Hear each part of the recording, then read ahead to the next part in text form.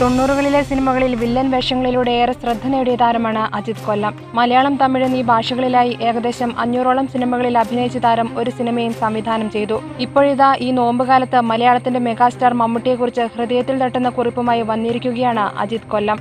ലക്ഷക്കണക്കിന് വരുന്ന മമ്മൂക്ക ആരാധകർക്ക് തന്റെ പെരുന്നാൾ സമ്മാനം എന്ന ആമുഖത്തോടെയാണ് കുറിപ്പ് തുടങ്ങുന്നത്.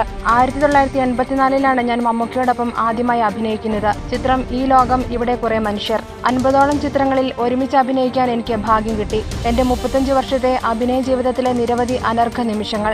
അതിലേറ്റവും പ്രധാനമായ ഒരു അനുഭവം ആരാധകർക്ക് പെരുന്നാൾ ദിനത്തിൽ സമ്മാനിക്കുന്നു. ഫാസിൽ സാറിന്റെ പൂവിന് പുതിയ പൂന്തന്നൽ എന്ന ചിത്രത്തിൽ അഭിനയിക്കാൻ ചെന്നപ്പോൾ എന്നെ കണ്ട ആ ചിത്രത്തിലെ അസോസിയേറ്റ് ഡയറക്ടർ, ഇന്നത്തെ വലിയ സംവിധായകൻ സിദ്ദിഖ് പറഞ്ഞു, മമ്മൂക്ക അജിത്തിനെ കുറിച്ച് വലിയ അഭിപ്രായമാണല്ലോ പറഞ്ഞിരിക്കുന്നത്. അത് കേട്ട് എനിക്കുണ്ടായ സന്തോഷത്തിന് അതിരില്ലായിരുന്നു. എന്നാൽ അതേ സെറ്റിൽ എന്റെ കണ്ണു നിറഞ്ഞൊരു അനുഭവം ഉണ്ടായി. കഥയിൽ മമ്മൂക്കയുടെ കുട്ടിയെ തട്ടിക്കൊണ്ടുപോകുന്നതായിരുന്നു എന്റെ വേഷം. പിന്തുടർന്നു വരുന്ന മമ്മൂക്ക പട്ടണത്തിലെ നടുറോഡിലിട്ട് എന്നെ തല്ലുന്നു. ആ വേഷം ചെയ്യാൻ അതിരാവിലെ എഴുന്നേറ്റ് റെഡിയായി ഞാൻ കേൾക്കുന്നത് ആ വേഷം അവന് കൊടുക്കേണ്ട എന്ന് മമ്മൂക്ക പറഞ്ഞതായിട്ടാണ്.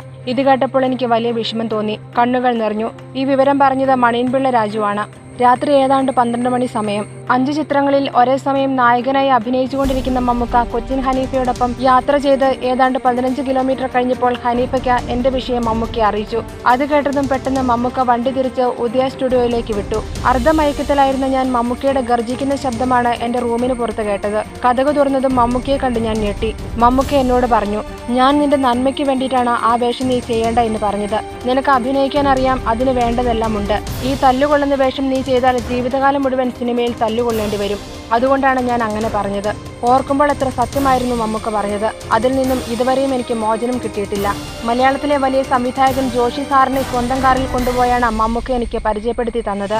തുടർന്ന് ജോഷിയേട്ടന്റെ നിരവധി സിനിമകളിൽ എനിക്ക് അഭിനയിക്കാൻ കഴിഞ്ഞു. ഇതാണ് മമ്മൂക്കയുടെ മനസ്സ്.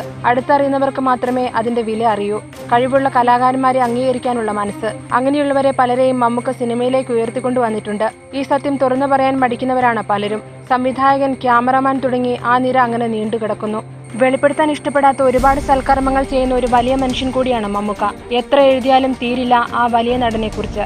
എന്റെ ഈ ഒരു അനുഭവം ഞാൻ മമ്മൂക്കയുടെ ആരാധകരുമായി പങ്കുവയ്ക്കാൻ ഈ പെരുന്നാൾ ദിനത്തിൽ ഞാൻ ആഗ്രഹിക്കുന്നു. മമ്മൂക്കയ്ക്കും കുടുംബാംഗങ്ങൾക്കും ആയുസ്സും ആരോഗ്യവും ഞാൻ നേരുന്നു. എല്ലാ ആരാധകർക്കും എന്റെ പെരുന്നാൾ ആശംസകളും നേരുന്നു. For latest news, like, share it and subscribe to Star Sun News.